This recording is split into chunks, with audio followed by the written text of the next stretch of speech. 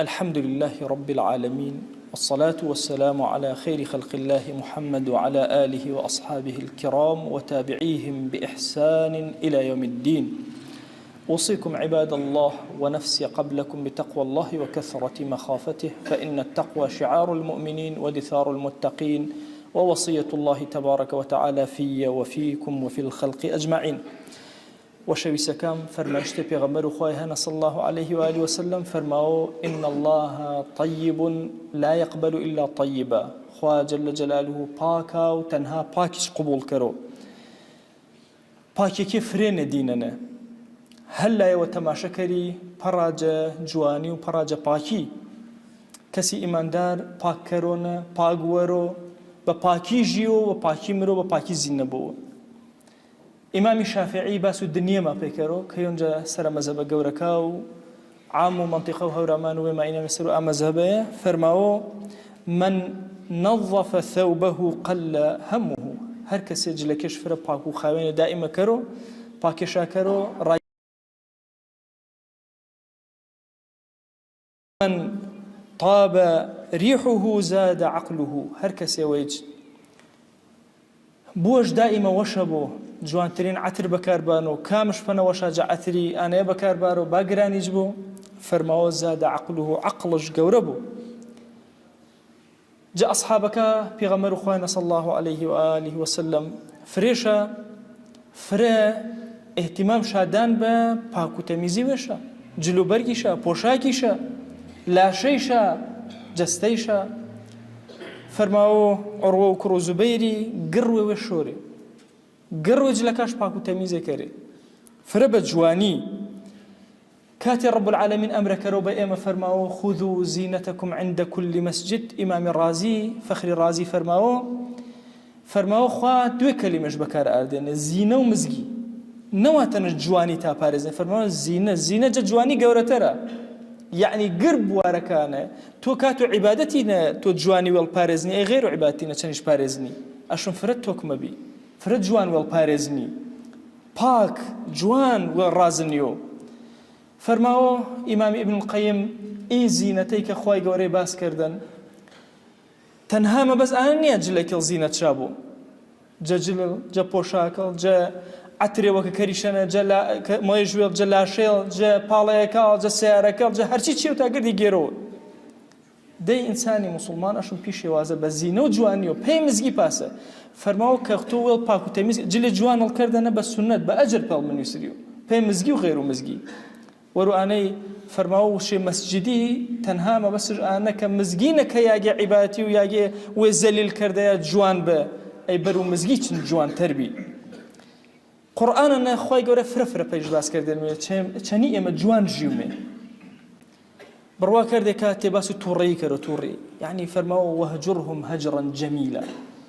كاتي پشتي كري خلقي تورج بيون بجواني پشتي جوانا كر. كاتي جني طلاق مي فرماو وسرحوهن سراحا جميلا. جوان طلاق شاديد برازيلي تشروكيو ناشيني جوان طلاق ما حتى طلاق دات البا جوان.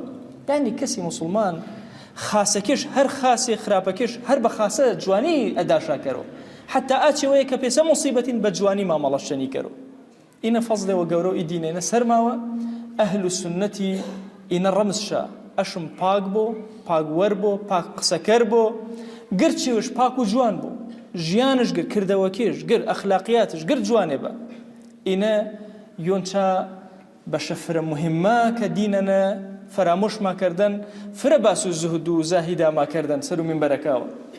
پیوستا ایلا ناتری جوان باس کرمه تا وکو تاومه قربو آلا ناکرمه که باس ما نکردنه یا فراموش ما کردنه چه ولایس پاسه نزانی تو تنها فقیرین اجر ورگیری دولمانین اجر ورگیری پاسه نزانی جل شر با اجر ورگیری جل جوان با اجر ورگیری پاسه نزانی اگه قجل آردر اجر ورمگیری تماشو جامی کری اجر ورمگیری گردنا اجر هن. كسي مسلمان قرتشي والجمال جوانا جارشا قبري وشانيا حتى سبحان الله فرماشتي وانا فرماو جلو مردي تشرمه كره تشرمه خدروسا عسكري سياوش كر كف المرجنيا الا تشرمه وشردنيا بلام سنتي فرقورن كتشرمه بو فرماو إن جلو زنكاو جلو مردكاو جلو أهل بهشتيا شو كتشلق ورمجيرو دي هەر وجه ئێمە تصور کرد يعني مسألة مردينا فرماو جاري قبر وشانية كيلكيش لاري بيني كيلكي فرماوش ركي شاكر ديوه صحابي وفرماوش أي وشو اسمه زرر مو مردك يقل لاري بفرماوش نا زرر مو تشما زنكا شكا مسلمان قرتي وجبة ترتيبة قبر نيايتش بترتيبة ورو أني أجماليك ديني قركا رمز أهل السنة جماعة أشم برباش كرمي وجاري وتيرو ركش كرمي خواهي جان جبناها قردي ما وجبة بركة آسمان وزميني مجمل مارا وأوصيكم أيضا بالصلاة والسلام على رسول الله حيث أمرنا الله تبارك وتعالى في محكم تنزيله قائلا إن الله وملائكته يصلون على النبي يا أيها الذين آمنوا صلوا عليه وسلموا تسليما اللهم صل على سيدنا محمد وعلى آل سيدنا محمد وبارك على سيدنا محمد وعلى آل سيدنا محمد كما صليت وباركت على إبراهيم وعلى آل إبراهيم إنك حميد مجيد اللهم اغفر للمؤمنين والمؤمنات وللمسلمين والمسلمات ولمن أنشأ هذا المكان اللهم أعز الإسلام والمسلمين وأهلك الكفرة والملحدين اللهم انصر من نصر الدين واخذل يا رب من خذل الإسلام والمسلمين اللهم آت نفوسنا تقواها فزكها أنت خير من زكاها أنت وليها ومولاها اللهم لا تدع لنا في مقامنا هذا ذنبا إلا غفرته